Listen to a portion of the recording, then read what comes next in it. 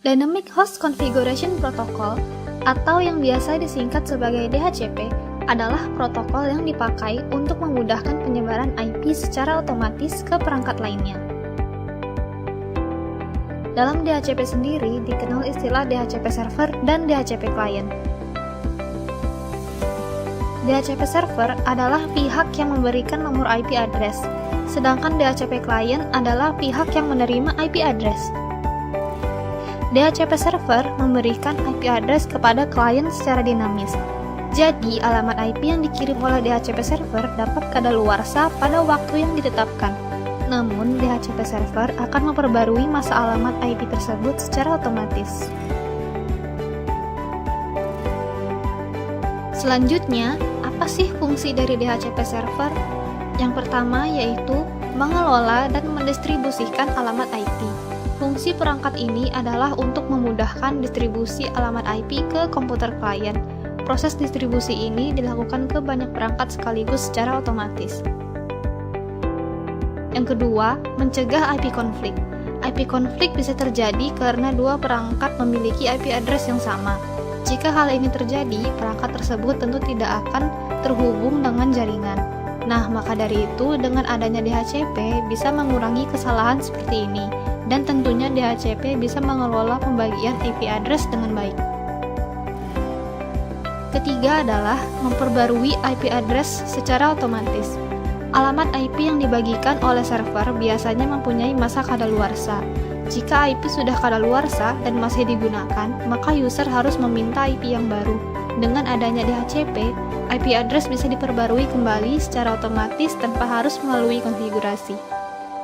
Yang keempat, mendukung penggunaan kembali alamat IP. Maksudnya adalah IP address yang dahulu pernah digunakan bisa digunakan kembali. Namun, untuk menggunakan kembali, perlu dipastikan IP address sedang tidak digunakan di komputer lain. Peran DHCP di sini adalah akan membantu mengecek apakah IP address sedang digunakan atau tidak. DHCP sendiri bisa dikonfigurasi melalui OS Linux, misalnya melalui Ubuntu Server, dengan cara men-setting IP address terlebih dahulu. Kemudian menginstal DHCP server, lalu melakukan konfigurasi agar semua PC dalam jaringan bisa mendapat IP dari DHCP server. Nah, bagaimana cara kerja DHCP itu sendiri? Yang pertama adalah IP list discovery. Pada tahap ini, klien yang terhubung ke jaringan akan mencari DHCP server yang bekerja pada jaringan tersebut. Klien akan mengirimkan pesan DHCP discover ke subnet jaringan.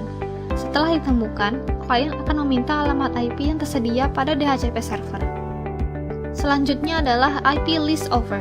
Saat DHCP server menerima pesan DHCP discover dari klien, server akan membuat penawaran dengan mengirim pesan DHCP offer ke klien.